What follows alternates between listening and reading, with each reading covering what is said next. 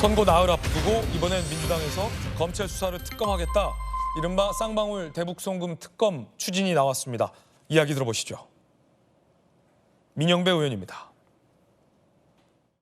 정적을 제거하기 위해서, 특히 이재명 대표를 죽이기 위해서 온갖 조작 수법이 동원됐습니다. 정치검찰의 모든 수사 조작, 사건 조작을 추적하겠습니다. 필요하다면 특검법을 몇 개라도 발의할 생각입니다. 필요하다면 탄핵과 같은 국회 갈 수 있는 모든 수단을 동원하겠습니다. 검찰에 대한 특검법을 이재명 방탄특검 이렇게 몰고 가는 건 비약 정도가 아니라 저는 상상이 좀 안 되는 접근이라고 봅니다. 이른바 쌍방울 대북송금 특검 법안을 추진하겠다라는 건데 이 내용이 검찰 수사 과정을 들여다보겠다라는 겁니다. 조금 전 들으셨던 것처럼. 그런데 이화영 전 부지사에 대한 선고가 불과 나흘밖에 남지 않은 상황에서 이 특검 추진은 논란입니다. 분명. 어제 대북송금 관련 검찰 조작 특검법을 발의했습니다. 발의자는 이성윤, 박균택, 김동아, 이른바 대장동 변호사 출신 포함 14명. 수사 대상은 부실 수사 의혹, 부영 거래 의혹, 이화영 거짓 진술 강요 의혹, 줄기차게 민주당에서 주장해왔던 검찰 술 잔치의 연장선입니다. 검찰이 회유와 압박을 했다라는 그 주장, 급기야 선거 나흘 앞두고 특검법까지 꺼내든 겁니다. 이거 논란인데 이원석 검찰총장이 그래서 어제 작심 한마디를 했다고 합니다. 검찰총장 돌직구 들어보시죠. 이화영 경기도 부지사의 불법 대북송금 사건에 대해서 단 나흘 뒤에 판결 선고를 앞두고 있습니다. 이러한 상황에서 특검법안을 발의해서 검찰을 상대로 수사한다고 하는 것은 그 뜻과 목적과 의도가 어떠한 것인지 아실 수 있으리라고 봅니다. 검찰에 대한 겁박이자 사법부에 대한 압력이라고, 그래서 사법방해 특검이라고 판단하고 있습니다. 입법권을 남용한 것이고 법치주의의 근간을 허무는 것입니다. 검찰 출신 그리고 연합 파티가 있었다고 주장하고 있는 수원지검의 검사 출신 김광선 변호사님, 어떻게 보세요? 선고를 불과 나흘 앞뒀는데 지금 민주당에서는 이 검찰 수사 과정에 무언가 회유 내지는 압박이 있었던 것 아니냐라며 특검법 발의까지 나왔는데 어떻게 보십니까? 이 총장, 검찰총장 발언도 들으셨고요. 아니, 일단 양심이 있으면. 양심이요? 양심이 있으면 이화영 전 부지사 선거 결과는 봐야 할 거 아니에요. 네. 그게 잘못됐다랄지 이재명 대표와 어떤 관련성이 있다고 하면 아니 뭐 어느 정도 방탄하기 위해서는 또 저럴 수도 있다고 봐요. 정치적으로는. 첫 논평은 양심이 없다. 그렇죠. 양심이 없는 거죠. 지금 선거 나흘 앞두고 있는데 그건 선거에 영향을 미치는 의도가 아니냐 이런 생각할 수가 있고, 지금 우리가 현 정부를 민주당이 공격하는 게 뭐예요? 검찰 공화국 이 얘기 많이 했잖아요. 그걸 많이 비판했고, 사실 이제 검찰 출신 인사들을 많이 임명을 했어요, 공직에. 그런데 지금 더불어민주당은 이번 총선을 딱 보면 민주당 이름 바꿔야 할 것 같아요. 검찰공화당. 검찰 출신의 고직들을 전부 다 가산점을 줘가지고 당선되게 한 거죠.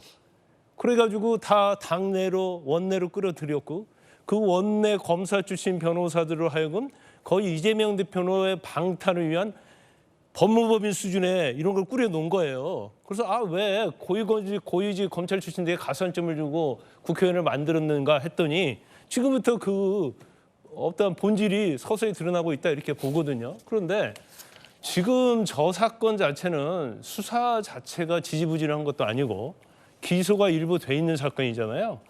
그리고 기소 결과를 보고 검찰에서 수사를 막 하려고 하는데 이미 저게 빗장을 걸겠다는 거 아닙니까? 수사 못하게 하겠다는 취지로밖에 보이지 않아요. 예. 지금 하는 행태를 보면. 그리고 모든 사건에 대해서 정치의 쟁점이 되는 사건, 그다음에 이재명 대표와 관련된 것들에 대해서는 막 특검을 계속 만들어내는 거예요. 아니 그들이 주장했던 그 공수처는 어디로 갔어요? 이런 경우를 위해서 공수처 만든 거 아닙니까? 그러면 공수처 폐지하고 앞으로 특검을 하자고 하든지. 지금 특검을 계속적으로 만들어내고 있잖아요. 무소불위의 어떤 다수당의 어떤 힘으로 자체로.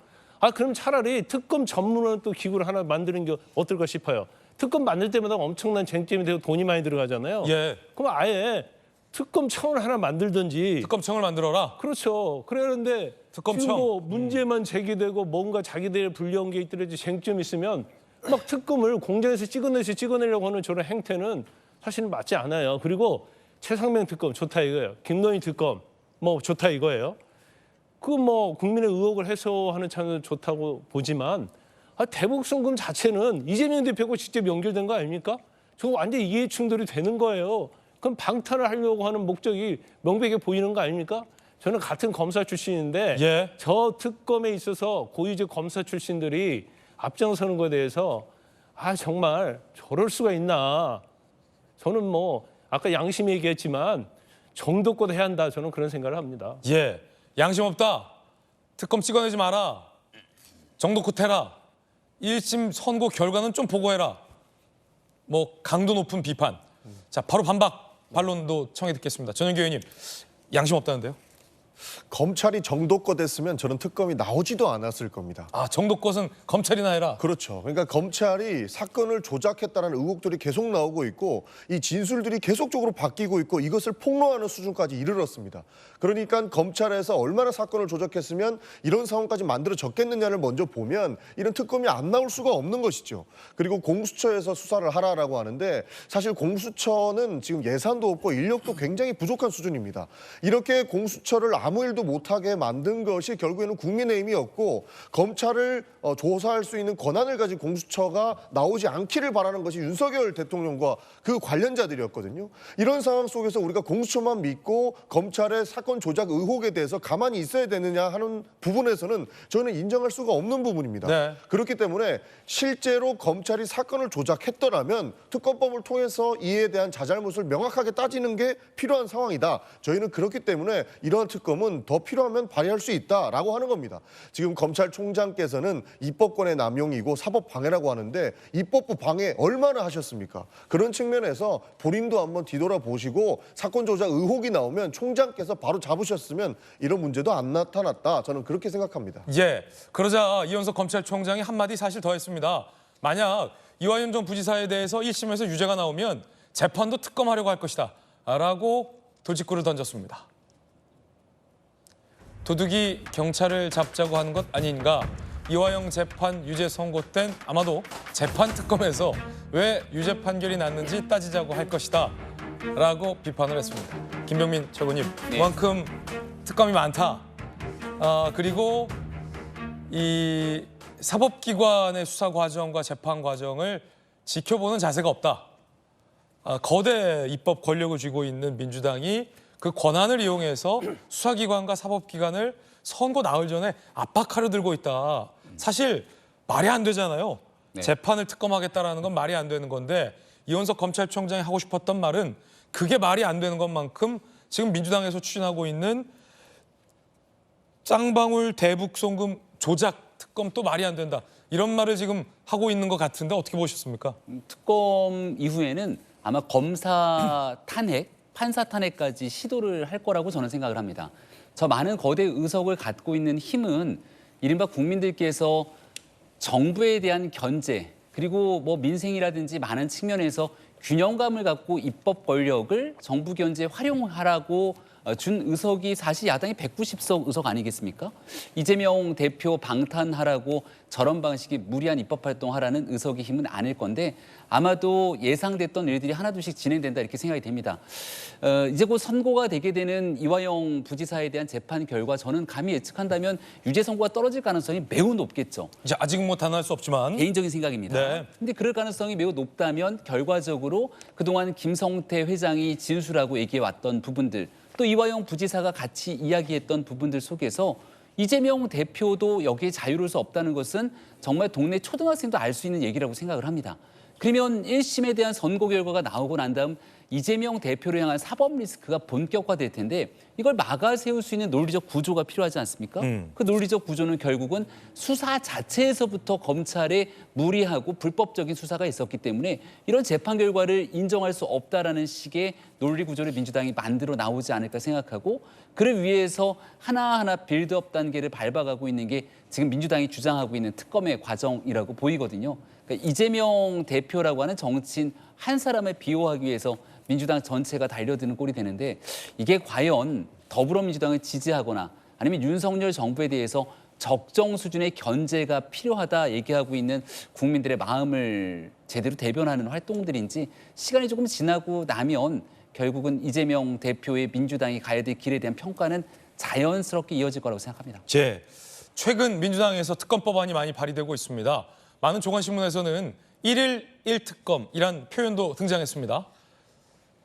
그런데 진짜 1일 1특검입니다. 주말 제외하고 30일 지난주 목요일에 최상병 특검, 31일 금요일에 김건희 특검, 토일 공휴일 쉬고 3일 월요일 어제 대북송금 검찰 조작 특검, 1일 1특검. 요즘 1일 1특검 중인데 여선웅 행정관님 너무 많지 않습니까 특검? 조금 많은 것 같긴 합니다. 조금 많은 것 같긴 합니다. 그러니까 예를 들면은 21대 국회에서 여선웅 조금 많은 것 같긴 하다.